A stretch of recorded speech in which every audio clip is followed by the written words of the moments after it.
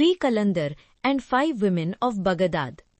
During the reign of Harun al-Rashid, there lived a porter at Bagadaad. He was very humble and intelligent man.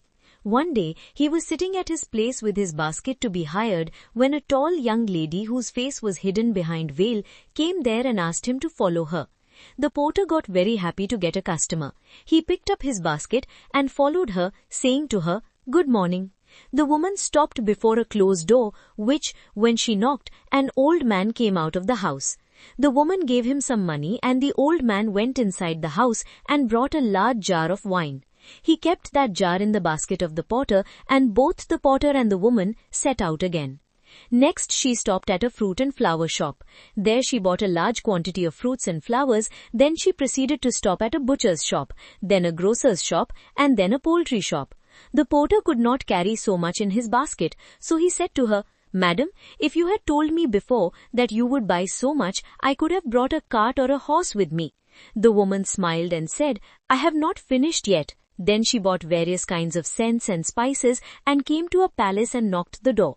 The woman who opened the door was quite a beauty, and the porter could make out that she was not a slave. She spoke to the woman with the porter.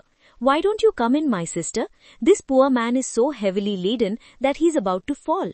So all three went inside, passed through a court, to a platform where stood a throne of amber supported by 4 ebony columns. In the middle of the court was a marble basin in which water was coming from a golden lion's mouth. All was beautiful, but the porter was especially attracted to the third woman who was sitting on the throne. She was more beautiful than the other two. She was the eldest. This woman's name was Zubaydah, the second one was Amina, and the third one who had hired him was Zaidi. At the order of Zubaydah, Amina and Zaidi took the basket from the porter and paid him handsomely. But the porter didn't go away even after taking his money. So Zubaydah asked him what was it he was waiting for. Did he want more money? The porter said, "Oh madam, you have already given me lots of money, but I am so surprised to see the 3 beautiful women living here by themselves. A company of women without men is as dull as the company of men without women." Then he told them some stories and persuaded them to ask him to let him stay for dinner with them. The women were amused at the man's stories, and thus he was allowed to stay. Zubaydah said, "But listen, if we are allowing you to stay here, it is on the condition that you will behave properly with utmost politeness, and you will keep our way of living as secret, which by chance you have seen." Then they sat down at the table for dinner to eat those dishes which were brought in by Amina. Amina poured some wine in a cup. She first drank some herself, according to Arab custom, then filled it for her sisters. When the porter's turn came to drink, he kissed Amina's hand and sang a song composed in the praise of wine. All women were happy, and the dinner lasted longer than the usual time. When the sun was about to set, Zaidi said to the porter, "Now you may go. It is time for you to go." The porter said, "Madam, how can you ask me to go in this situation? When I have drunk wine and seen you, I can never find my house. Let me be here till morning. When I will be in my senses, then I will go." Amina said, "Let him stay in return of the amusement he has given to us." Zubaydah said, "If you wish, my sister, but if you are staying here, I have to put one more condition. Don't ask any question about what you see. If you ask, you might have to hear what you don't like." Then Amina brought supper and lit the hall with many candle lights. They all sat at the table to eat, drink and enjoy. As they were eating, they heard a knock on the door. Zaidi rose to open the door. She soon came back reporting that 3 Qalandar, all blind with right eye, all clean-shaven head, face and eyebrows, begged for admittance, as they had newly arrived in Bagadaad and the night had already fallen. She further said, "They look pleasant, but you can never tell. Their presence may look odd." Zubaydah and Amina didn't want to let them in, and Zaidi knew the reason, but she pleaded their case so strongly that Zubaydah asked her to let them in with the condition that what doesn't concern them is none of their business, and be sure that they should see the note written on the door. Whoever interrupts which is none of his business will have to hear the truth that will not please him. Thus those Qalandar were admitted. They thanked the women for their courtesy. One Qalandar saw the porter, whose dress was very unlike to their own. He said, "He is certainly one of our Arab brothers who has rebelled against our ruler." The porter, half drunk, half awake, scolded him. "Mind your own business. Didn't you read the note written on the door?" "I'm sorry," said the Qalandar. The matter was smoothened out and the supper began in good mood. When the Qalandars had finished their food, they expressed their desire to play for their hostess any instrument that was in the house.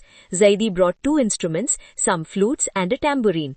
Each Qalandar took an instrument and started playing, and the women sang songs. In the midst of this entertainment, a knock was heard on the door. That evening, the Caliph had left his palace with his Wazir Jaifar and Masarur, the chief of the eunuchs, wearing merchants' dresses. They were passing by this house, and when they heard the sound of music and laughter, the Caliph wished to go to this house. The Wazir said, "Some ladies might be enjoying themselves, and it does not look good for you to go like this amongst them." But the Caliph insisted on going. Zaidi opened the door carrying a taper in her hand. The Wazir got surprised to see her beauty. He bowed to her and said, "We are 3 merchants coming from Mosul. We got late in reaching our inn, and its doors were closed. We were just wandering around for shelter when we heard music and saw lights on in this house, so we came this side. Could you give us shelter till tomorrow morning? If you will allow us, we will also help you in spending your time happily." Zaidi told them that she should first ask her sisters if they would allow them to stay here. She went inside and soon came back to let them in to spend their night there. Zubaydah said to them, "You may see with as many eyes as you can, but no tongues. So ask no questions about anything you see, however strange you may find it." The Wazir agreed, and then all drank to welcome the newcomers. While the Wazir was talking to women, the Caliph was thinking who they could be and why these 3 Qalandar lost their right eye only. He wanted to ask this, but could not because of Zubaydah's condition. So he also started talking. After a while, Qalandar danced some curious dances which entertained everybody. After all this was over, Zubaydah got up from her seat, held Amina's hand and said, "I hope our friends will excuse us to fulfill our nightly tasks." Amina understood her sister, so she collected all the dishes, glasses, musical instruments to put them away, while Zaidi cleaned the place and put everything in order. Then she asked Qalandars to sit on a sofa, the merchants to sit on their opposite, and the porter to come with her to help her and her sisters. After a while, Amina returned carrying a seat which she put in the middle. Then she went to a closet, signaling the porter to follow her. They soon came back with 2 black dogs in chains. Zubaydah got up from her seat and came to the porter where he was standing with 2 dogs. She said with a deep sigh, "We must do our duty." She pulled her sleeves up, took a whip from Zaidi and said to the porter, "Take 1 dog to Amina and give the other one to me." The porter did as he was told, but as he was doing this, the dog started howling pitifully. But Zubaydah didn't care and beat him till she was tired. She then took the chain from the porter, raised the dog on his hind legs, and both looked into each other's eyes sorrowfully, that their eyes filled with tears. Zubaydah took a handkerchief, wiped the dog's eyes tenderly, kissed him, and gave him to the porter to take him back to the closet and bring the other dog to her. The porter did as he was told. Zubaydah treated the second dog in the same way as she treated the first one. The Caliph was unable to see all this, so he looked at his Wazir with a questioning eye, but Wazir signalled him to be silent and pretended not to see anything. Zaidi rose and asked Zubaydah to sit down, as she also had her part to play. Now Amina took out a lute, a guitar-type instrument, from a yellow satin cover and gave it to Zaidi, who sang several songs. When she was tired, she called to Amina to take her place. Amina took the instrument and sang the song with so much intensity that she felt warm and tore her dress open to get some air. To the amazement of all, her neck was a mass of scars.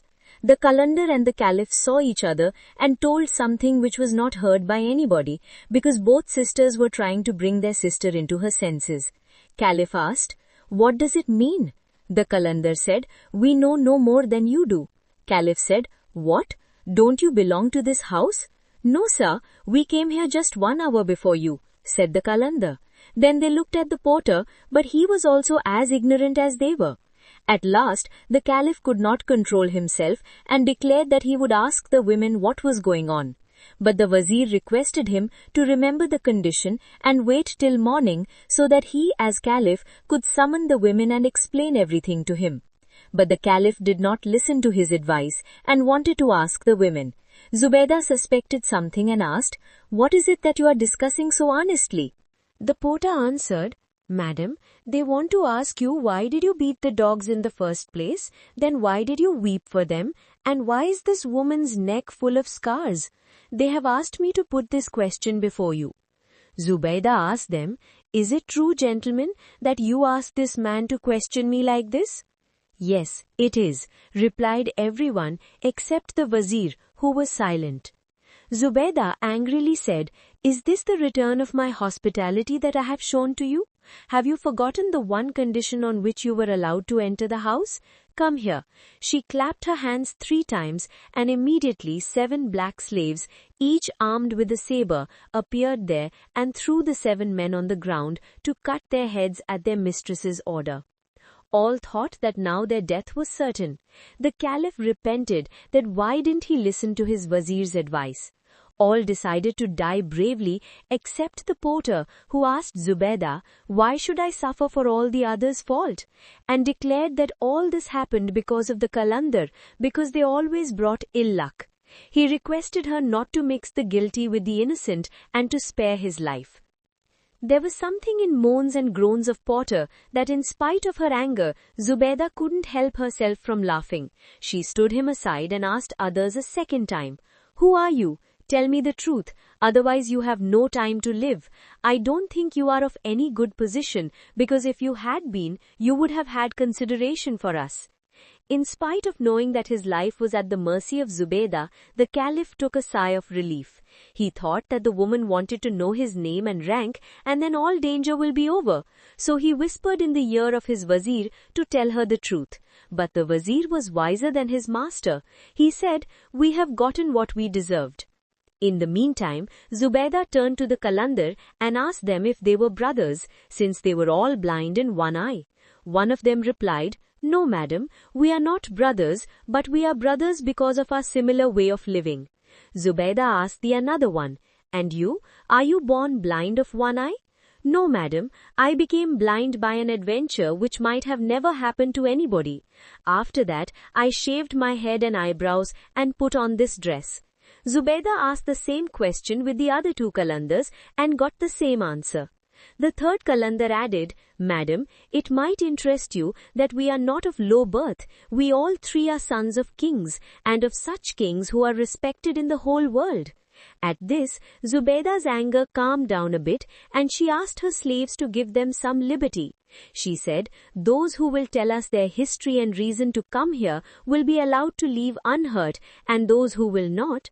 The porter understood that he had to tell his story himself to save himself. So he said, Madam, you already know how I came here, and rest I will tell you. Your sister found me at the place where porters wait to be hired. She took me to various shops, and in the end, we landed here. I remained here because of your goodness. That is my story. Zubaydah said, You can go, and take care that we never meet again. The porter said, Please permit me to stay here a little while more, as all others have heard my story, but I have not heard theirs. I wish to hear their story also. And without waiting for the answer, he sat down on the end of the sofa on which the women were sitting. Then one of the other 2 Qalandars started telling his story. The first Qalandar started, Before you know how I lost my right eye, and before you know why I wear such clothes, you should know first, madam, that I am a son of a king. My father's only brother ruled over a neighboring country and had 2 children, a son and a daughter, who were of similar age as myself. As I grew up, I usually went to my uncle's court and stayed there for 2 months. That is how my cousin and I were very attached to each other. Last time I went there, he was very happy and gave a very grand feast in my honor. When we had finished our food, he said to me, Dear brother, you can never think of what I have been doing since we met last time. After you had gone, I set a number of men to work on a building of my own design. It is now completed and one can live in it. I should like to show it to you, but you must keep it secret and be faithful to me. I could not say no to him, and I said yes without the least hesitation. He then asked me to wait and disappeared. In a while he reappeared with a beautiful, richly dressed lady. Since he did not tell me her name, I also didn't think proper to ask. We sat down at a table to eat and drink, and we talked on various topics. Then suddenly he said, "Brother, we have no time to lose. Please take this lady to the spot where you will find a newly built dome-like tomb. Go there and wait for me. I will not be long." I took the lady by the light of the moon to the place he told me. As we reached there, he also joined us. He was carrying a small pot of water, a pickaxe, and a little bag containing plaster. He at once began destroying the sepulchre in the middle of the tomb with the pickaxe.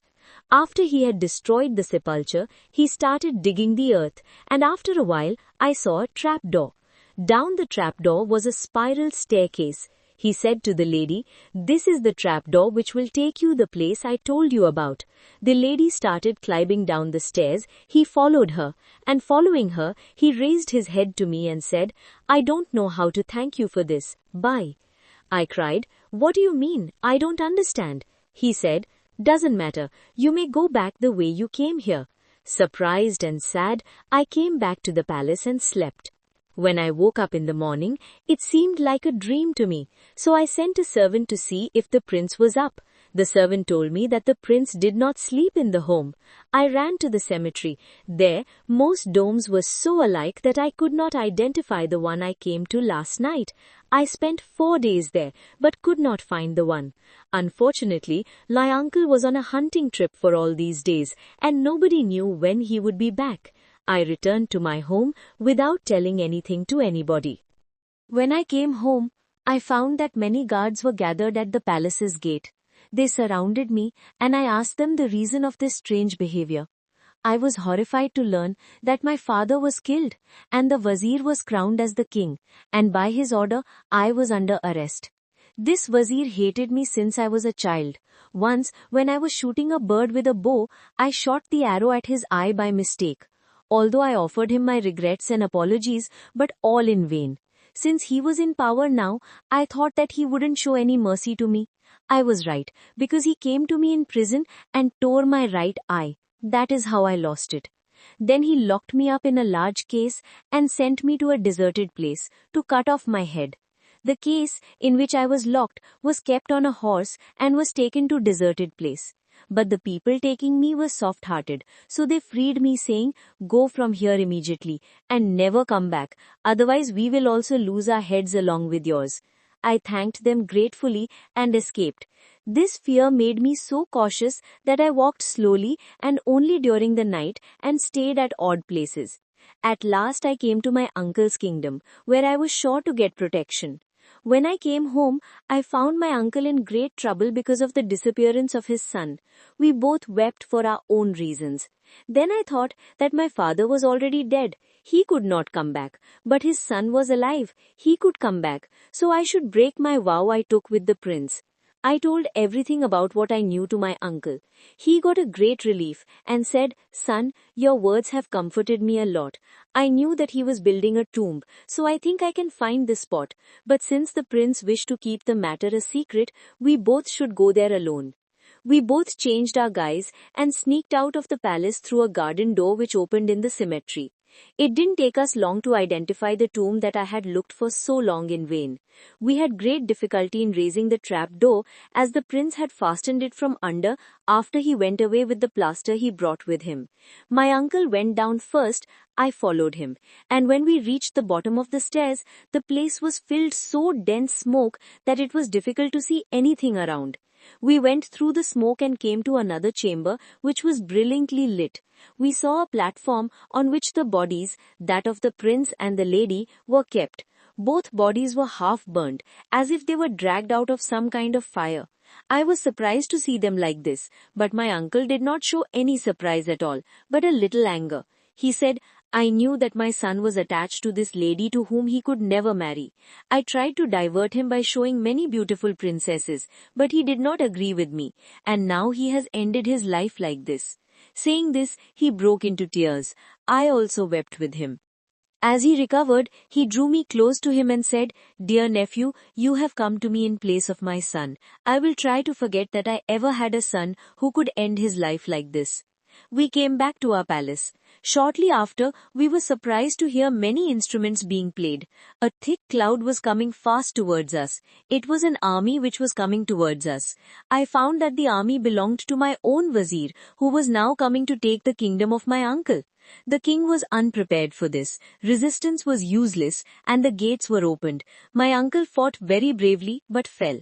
I managed to escape, shaved my head, and took refuge with an officer I trusted. I then shaved my beard and eyebrows and put on the clothes of a Qalandar and wandered around. It was easy now because nobody could recognize me in this guise. Traveling, I came to the kingdom of Harun al-Rashid. Here, I had no fear of my enemies. It was my intention to ask his protection in Baghdad. It took me months to come here, and I was thinking about which way to go when I met this other Qalandar who stopped to greet me. "You look like me, a stranger?" "Yes," I said. And then a third Qalandar joined us. He was also a stranger to Baghdad. Being similar in misfortune, we decided to share whatever we might get. By this time we were very late. We did not know where to go. Luckily, we saw this door, took the liberty to knock the door and ask for shelter, which was given to us immediately, for which we are grateful. This is my story. Zubaida said, "Strange, you may go whenever you like." This Qalandar begged to stay until the other two Qalandars had told their story. This was granted. The second Qalandar started his story. "Madam, to tell you how I lost my right eye, I will have to tell you the story of my whole life. When I was a baby, I was very clever and intelligent. As my father knew this, he paid attention to my education. I learned reading, writing, then Quran, history, poetry, geography, and other subjects.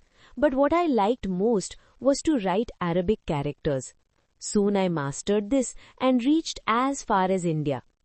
When the Sultan of India saw such a strange interest in a young prince, he sent an ambassador laden with rich presents for my father to visit his court. So we started for India.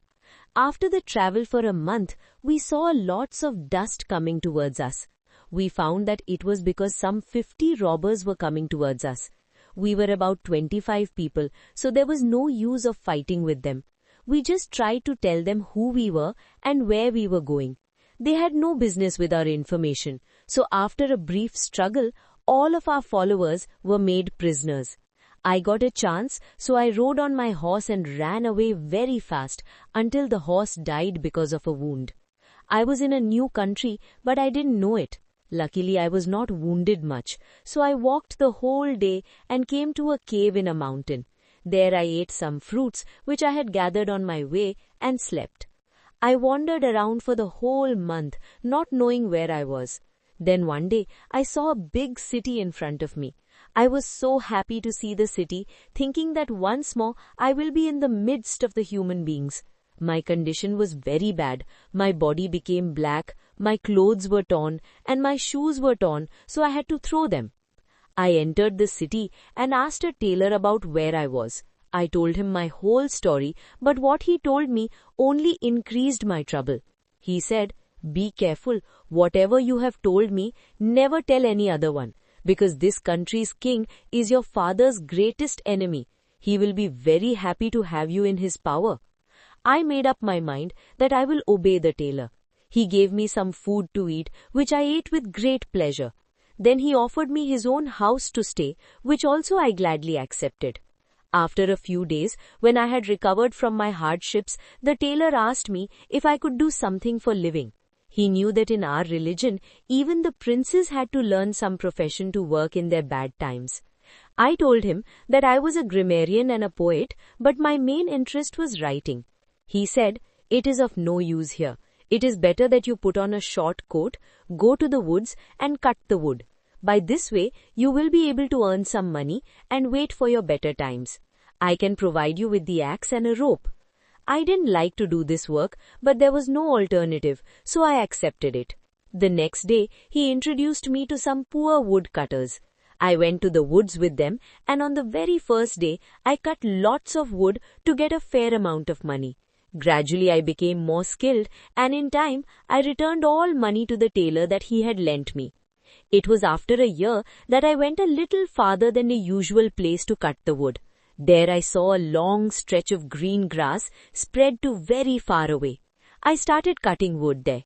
As I was hitting my axe on a root of a tree, I saw an iron ring there, and after removing some earth from the ring, I found a trap door there. I opened it and went down. I found that I was in a very big palace. It was brilliantly lighted as any other palace above the earth. There was a long gallery. A very beautiful woman was coming in that gallery. I walked fast towards her and bowed to her. She asked, "Who are you, a man or a genie?" I said, "I am a man. I have nothing to do with genie." She asked, "But how have you come here? I've been living here for the last 25 years and I've never seen any man here before. You are the first man I am seeing now." I was very impressed by her beauty, so I politely said to her, "First, I am very grateful for this meeting, which is not only a consolation for me in my sorrow, but I may make you happier too." And I told him who I was and how I happened to be there. She sighed and said, "You are right. I am a prisoner here. I am the daughter of Ebony Isle. My father married me to a cousin of mine, but on the very day of my wedding, a genie snatched me from there and kept me here. For a long time I wept and wept. I could not tolerate the genie to come near me, but now I am used to his presence. I have lot of clothes and jewels. He comes to visit me every 10th day since I have come here. But if I need him any other time, I have to touch a talisman which is hung in my chamber. Now he will come after 5 days, so till then you may be my guest." I was so much attracted to her that I did not refuse her offer. She guided me to a bath and gave me rich clothes to wear according to my rank. Then we ate most delicate food in her very best room. Next day after eating the dinner, I could not resist myself and asked her to return to her world with me. She said, "That is impossible, but I will be happy if you stay here with me. You may visit the forest every 10th day. The genie is very jealous kind and will not tolerate that a man should come to visit me." I said, "Princess, you are falsely afraid of the genie. I will break his talisman and I will kill him." The princess foresaw the consequences and asked me not to touch his talisman. She said, "If you will touch it, it will ruin both of us. I know him much better than you." But the wine I had drunk gave me a kick, and I kicked the talisman. It fell down and broke into 1,000 pieces. As my foot touched the talisman, it became dark all over and a fearful noise was heard. The palace shook to its very foundation. I got scared. I asked, "Princess, what is happening?" She was worried for me. She cried, "Run for your life or you are lost." I ran towards the trap door, leaving behind my axe, but I was too late. The palace opened and the genie appeared. He asked the princess angrily, "What is the matter that you sent for me like this?" She replied quickly, "I was feeling pain in my heart. I wanted to take this little bottle and I slipped and fell against the talisman. That is all." Genie cried, "You are a liar. Then how did this axe and shoes come here?" She said, "I have never seen them here before. You might have picked them up on the road unknowingly while coming here." At this the genie beat her. I could hear princess's groans. In this time I had taken off my rich clothes and put on my old clothes. I opened the trap door, came out in the forest and went home. My friend Taylor was worried about me, but I didn't tell him anything about my adventure. I was very sorry for my actions. At the same time, the tailor came to me and told me that an old man was standing on the door and he had brought my axe and shoes. He picked up them from the road and had brought them to me asking my address. I should better go and speak to him myself. I was speechless and my legs trembled. Before he asked me the reason of this, the old man entered the room with my axe and shoes. He said, "I am Genie, the son of the daughter of Eblis, Prince of Genie. Are these not your axe and shoes?" Before I could reply anything, he lifted me up and dropped me on the earth. He stamped his foot and we found ourselves in the same palace in front of the princess. She was lying on the floor. He asked her, "Is this man your lover?" She said slowly, "I don't know him. I have never seen him before." The genie said, "You are the cause of all his sufferings." "Why I should be the cause of his suffering when I don't know him?" Genie took out his sword and giving it to her, said, "Then come and cut his head off." The princess said, "I am too weak to hold this sword, and even if I am strong, why should I put an innocent man to death?" Then he addressed me. If she is stranger to you, then take this sword and cut her head. I will free you. Certainly, I said, and made a sign to the princess not to worry, but I flung open the sword on the floor and said, I am a coward, that I cannot kill even a woman who is unknown to me and who is already half dead. I do not deserve to live. I surrender to you, but I cannot obey you. Then the genie took the sword and cut off one hand of the princess. Seeing this, I got unconscious. When I regained my consciousness, the genie said, I could have killed you too, but I will not kill you. I will not turn you into a dog or an ass or a lion or a bird. Tell me what you would like to be. I said, if you want to spare my life, spare it altogether. Pardon my crime as the best man forgave his neighbor who was envious with him. Contrary to my hopes, the genie liked to hear the story of these two neighbors, and madam, as I think you will also like to hear their story, if it may please you, I will tell you that also. The second Qalandar started the two neighbors' story. Madam, there was a town in which two men lived in two neighboring houses. One of them envied the other so much that the first one decided to move from there. So he sold that house along with its furniture and moved into the capital of the country, which was not very far from that town. He had a large garden, a good-sized court, and an old well in the center of it. He started living a quieter and religious life, and many people started coming to him for prayers. Naturally, his fame reached to that second man also, and he decided not to take rest until he has done something bad to the first one. He left his business and went to his monastery. He was welcomed there. He told the chief, his old neighbor, that he wanted to consult him on some important private matter. He said to him, what I want to tell you must not be overheard, so retire your assistants and meet me in the court. The chief did what he said to him. He then told him the whole story, walking here and there, but often going towards the well. Once when both were near the well, he lifted the chief and threw him in the well. He ran away from there lest anybody sees him. But the well was long been inhabited by fairies and genies. When the chief fell in the well, he felt that something happened to him. He was got by them, so he didn't get hurt.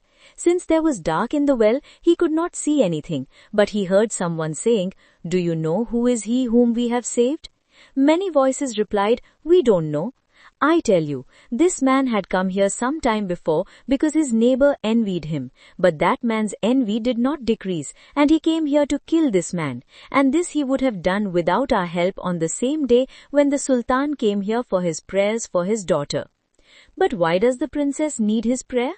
In fact, she has fallen in the control of the genie Maimoon, the son of Dimdim. It was quite easy to cure her if this chief knew it.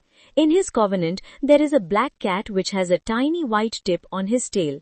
To cure that princess, he must pull out 7 of these white hairs, burn 3 from them, and perfume the head of the princess with that smoke. This will free her from the grip of Maimoon completely, that he will never trouble her. After talking thus, fairies and genies got quiet, but the chief did not forget their conversation. In the morning, he saw a place in the side of the well wall. He could easily come out by placing a foot in that place. His assistants were surprised to see him again. Then he told them that the stranger who came yesterday attacked his life and went to his room. There the black cat came to say good morning as usual. He took him in his lap, plucked his 7 white hairs, and put them for the time when will be needed. It was not even proper sunrise that the Sultan came to the monastery, and the assistants received him warmly. Sultan soon said to the chief, I hope you know what I have come for? The chief said, Yes, you have come for your princess. Yes, and I will be grateful if your prayers would help my princess to be free from this genie. The chief told him to bring her here so that he could do something for her. The princess was brought to the chief's house immediately. She had a thick veil on her face so that he couldn't see her face. He kept a handkerchief on her head and left the cat's hairs in it. Some very terrible cries were heard, but nobody knew where they came from. Only his assistants guessed that those cries were of Maimoon's. Till now she didn't know where she was and what she was doing, but as soon as she became freed, she asked, Where am I, and how did I get here? Sultan was so happy to hear her speech that not only he embraced his daughter, that he also kissed the chief's hand. He asked the attendants who were standing around him what reward should he give their chief. They all spoke in one voice, He deserves the princess's hand. The Sultan agreed, and he declared the chief his son-in-law.